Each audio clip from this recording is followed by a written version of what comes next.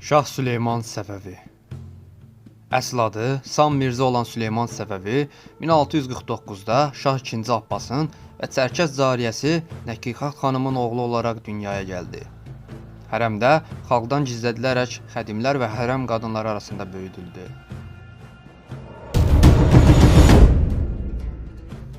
Süleymanın atası II. Abbas Səfəvilərin 7-ci şahı idi. Atası dövründə Səfəvi imperiyasında dövlətin sonuna qədər təsir göstərəcək iqtisadi böhran başlamışdı. Abbas dövründə Səfəvilər Qəndaharda Baburları, Terek çayı yaxınlığında Rusları və Gürcüstanda yerli üsyançıları məğlub etdikdən sonra səltənətin qalan dövrü sabit keçdi və üsyanlar yaşanmadı. Bu sulh dövrünün nəticəsi olaraq ordu zəifləməyə başladı və bu zəifləmə onun xələfləri dövründə zirvəyə çatdı. Bəzi iddialara görə Şah II. Abbasın Sam Mirzə ilə arası yaxşı deyildi. Daha çox digər oğlu Çərkəz cariyədən dünyaya gələn Həmzə Mirzə ilə daha çox maraqlanırdı. Fransız səyyah Jean Chardinə görə Sam Mirzə kibirli birisi idi. Ana dili Azəri türkcəsi idi və farscanı nə ölçüdə başa düşdüyü bilinmir. 1666-da Şah II. Abbas Beşşəhirdə Boğaz xərçəngi ucbatından dünyasını dəyişdi. II. Abbasın ölümündən sonraki saatlarda şahın düşərgəsində olan vəzifəli şəxslər görüş keçirdi paytaxta qayıtmadan əvvəl şahın varisini seçməyə qərar aldılar. Saray içində böyümüş şəhzadələri heç bir dövlət rəsmisi tanımırdı. Saray xədimləri rəsmilərə Şah II. Abbasın 19 yaşındakı Sam Mirzə və 7 yaşındakı Həmzə Mirzə adlı iki oğlunun olduğunu bildirdilər. Taxta daha yola gəlimli birisinin çıxmasını istəyən xədimlər Həmzə Mirzənin namizədliyini irəli sürdülər. Baş vəzir də Həmzə Mirzəni dəstəklədi. Hər kəs Heydər Mirzənin taxta çıxacağını güman edərkən, bir anda Həmzənin lələsi Ağa Mübarək Sam Mirzəni dəstəklədiyini söylədi. Xədimləri öz mənfəətləri üçün Həmzə Mirzəni seçməklə ittiham etdi. Nəticədə Ağa Mübarəyin iddiası qəbul edildi və Sam Mirzə yeni şah olaraq seçildi. İsfahana yeni şahı elan etmək üçün qulamlar göndərildi.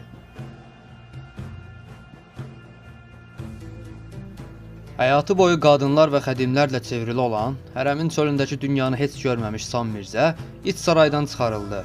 Nə edəcəyini bilmirdi. Tas taxma mərasimi üçün taxt otağına çıxması istənildiyində qorxuya qapıldı və oraya öldürülmək və yaxud kor edilmək üçün aparıldığını düşündü. 1 noyabr 1666-da Şah II. Abbasın ölümündən 6 gün sonra Sam Mirzə babası 1-ci Səfinin adını alaraq 2-ci Səfi adı ilə İsfahan Şeyxülislamı Məhəmməd Baqir Səbzəvarinin əlindən tacını taxdı. Taxta çıxdıqdan qısa bir müddət sonra Sam Mirzə böyük problemlərlə qarşılaşacaqdı. 2 dəfə uğursuz məhsul yığımı ölkənin mərkəz bölgələrində qıtlığa səbəb oldu. 1667-də Şirvanda böyük bir zəlzələ baş verdi.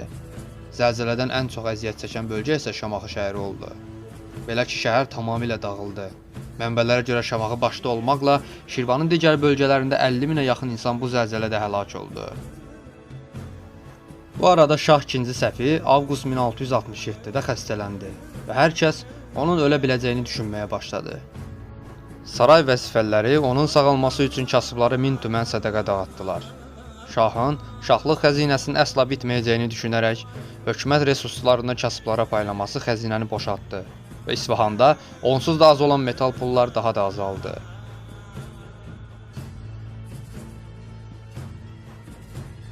Ertəsi il 1668-də Kazak quldur Stepan Razin Xəzər dənizinin qərb sahilləri boyunca talan hücumlarına girişdi. Dərbəndə hücum etdilər, lakin yaxşı müdafiə olunan qalanı ələ keçirə bilmədikdə ətraf bölgələri talan edib cənuba doğru hərəkətə keçdi. Badı-Kubəyə, yəni indiki Bakıya hücum etdi. Buranı da ələ keçirə bilməyib, ətrafı talan edib Xəzər dənizinin cənubuna Rəş şəhərinə yönəldi. Burada Səfəvi süvariləri ani bir hücumla quldurları məğlub etdi və 400 Kazakı öldürdülər. Qalan Kazaklar gəmilərə doğru qaçdılar.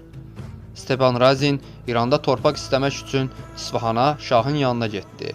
Lakin bundan bir nəticə ala bilmədi və talanlara davam etmək üçün Xəzər dənizinə doğru yola çıxdı.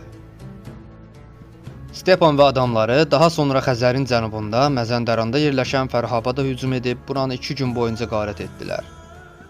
1668 qışını Miyankaleh yarımadasında atçılıq və xəstəliklə keçirdikdən sonra 1669 baharında Xəzər dənizinin şərq sahillərində Türkmən kəndlərinə basqınlar etdilər. Bundan sonra indiki Lənkəran sahilində yerləşən Sari adasına çəkildilər. Buraya bir Səfəvi donanması göndərilsə də, toplarla təchiz edilmiş Qazaq donanması qarşısında Səfəvi donanması məğlub oldu. Səfəvilərin məğlubiyyətinin səbəbi Qazaqların hazırlıqlı və təcrübəli olması, Səfəvilərin isə sahili tanımaması və dəniz müharibələrində səriştələrin olmaması idi. Bu hadisədən sonra İsfahanda Bəhreyndən gətirilən təcrübəli dənizçilərin idarə edəcəyi güclü bir donanma yaradılmasına qərar verildi. Ancaq Səfəvilər yeni qüvvələr hazırlayarkən Stepan Razin yaz sonunda Astraxana qayıtdı.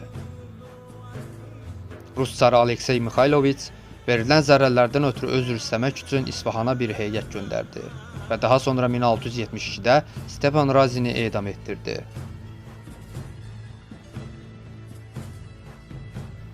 Ardıcıl gələn fəlakətlər Şah II Səfinin xəstəliyi sırasında onu müalicə edən həkim bu bədbəxtliyin taxta çıxma mərasiminin yanlış hesablanmış bir tarixdə gerçəkləşdiyi üçün olduğunu söylədi.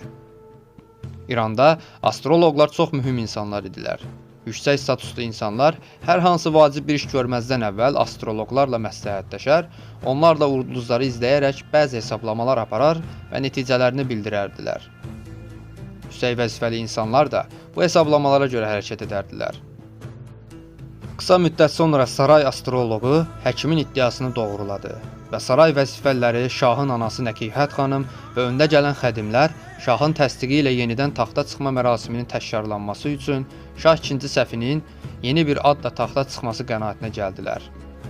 Beləliklə mart 1668-də Novruz bayramında şahın ikinci taxt mərasimi Cahal Sütun sarayında təşkil edildi.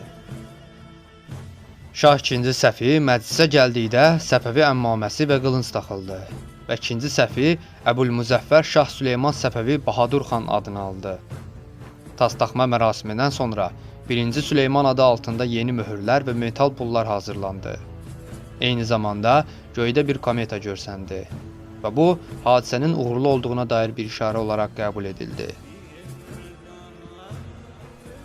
Qısa müddət sonra yenidən keçirilən taxt mərasiminin dövlətin inkişafına bir xeyri olmayacağı aşkar hala gəldi. Şah Süleyman mərasimdən sonra hərəmə çəkilib özünü təzrid etdi. Xalq arasına çıxmırdı və İsfahanda gəzintiyə çıxarkən gedəcəyi yerdəki məhəllədə 6 yaşından böyük bütün kişilərin oradan köçürülməsini əmr edirdi. Beləliklə şah və hərəmi o bölgədə rahat şəkildə gəzib dolaşa bilirdilər. Şah Süleyman atası II Abbasın əksinə əhalinin sarayına gəlib ona arzu və şikayətlərini bildirməsinə icazə vermirdi. Şah Süleyman eş işrətlə məşğul ikən onun yerinə hökuməti idarə edəcək bacarıqlı bir baş vəzir seçmişdi. Seçimi 20 il baş vəzirlik vəzifəsini idarə edən Şeyx Əli xan Zəncanə idi. Şeyx Əli xan Zəncana qəbiləsinin lideri idi və 1669-da Mirzə Məhəmməd Kərakinin yerinə baş vəzirliyə gətirilmişdi. Vəzifəni təhvil aldıqda boş bir xəzinə ilə qarşılaşan Şeyx Əli xərcləri azaltmaq və gəlirləri artırmaq üçün iqtisadi bir proqram başlatdı. Paytaxtdakı xaosdan istifadə edib illik limitdən daha çox ipək alan hollandlar üzərində daha sərt nəzarət tətbiq etdi. Şəkər monopoliyasını əlinə almağa çalışdı və Hindistana şəkər ixrac edən tacirlərə 5% vergi qoydu. Yeni Culfa və İsfahan ətrafında yaşayan ermənilər üzərində də yeni vergilər təyin etdi.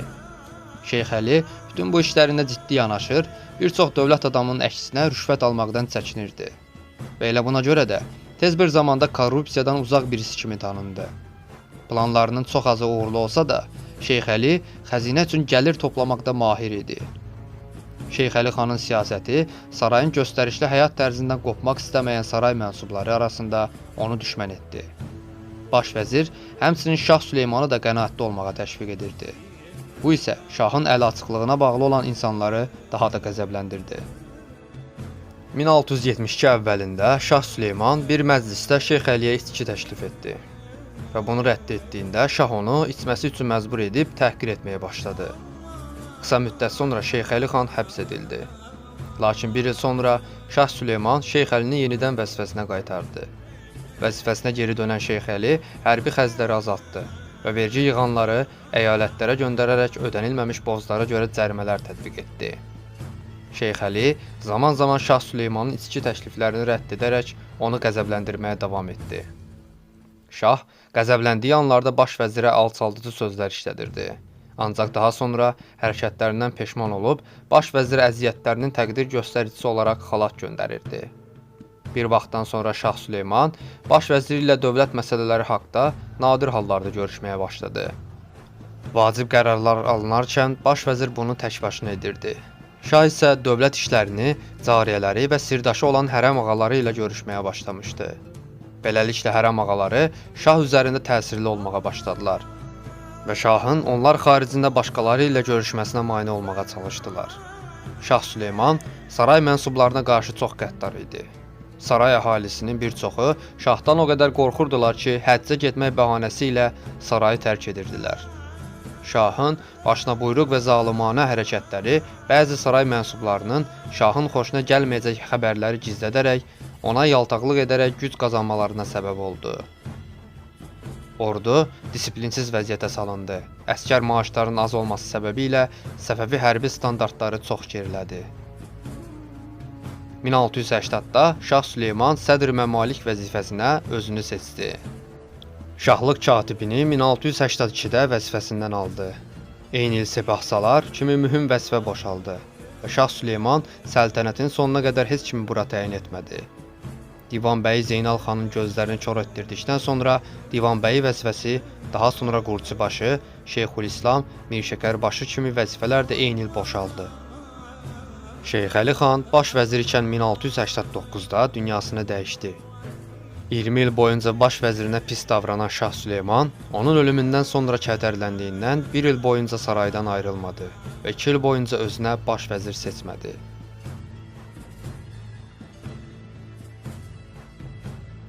1688-də Səfəvilərin Kartli vassalı Gürgin xan Səfəvilərə üsyan edib Kaxetiya valisi üzərinə hücum etdi və Səfəvilərə qarşı Osmanlıdan yardım almağa çalışdı. Lakin bunda uğursuz oldu. Çox keçmədən Səfəvilər onu devirib yerinə Herakliyosu kral təyin etdilər. Heraklios İslamı qəbul edib Nəzərəli adını aldı və Gəncə bəylərbəyi Abbasqulu xan da Kaxetiyaya Herakliyosun Kartdakı hakimiyyətini gücləndirmək üçün göndərdilər. 1689-da Özbəklər Gürqana basqın edib buranı talan etdilər. Digər tərəfdən Bəlucistanda üsyanlar başladı. 1691-də şair və saray tarixçisi olan Məhəmməd Tahir Qəzvini baş vəzir seçildi. Yeni baş vəzirə dövlətin vacib problemlərini həll etməsi üçün tam səlahiyyət verildi. Ancaq qısa müddət sonra Vahid Qəzvininin rüşvətxor və faydasız biri olduğu aşkara çıxdı. O sırada 70 yaşında idi və dövlət idarə edə biləcək enerjidən yoxsul idi. Üstəlik, açıq-aşkar rüşvət alırdı. 1692-də Kürdistanda, ardınca Kirman, Qəndahar və Lorda üsyanlar baş verdi. Bu sırada Şah Süleyman saraydan ayrılmırdı və nadir insanlar xaricində heç kimlə görüşmürdü. Son illərində Şah Süleyman daha fazla içinə qapanmağa başlamışdı və davamlı içki içməsi də onu gücsüzləşdirmişdi.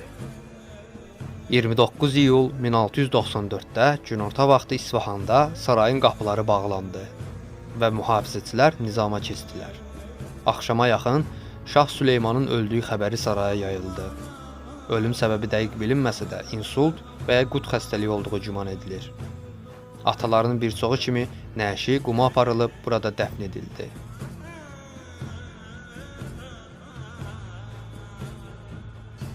Şah Süleyman görünüş cəhətdən uzun boylu, zərif, mavi gözlü, qartal burunlu və sarı saçlı birisi idi.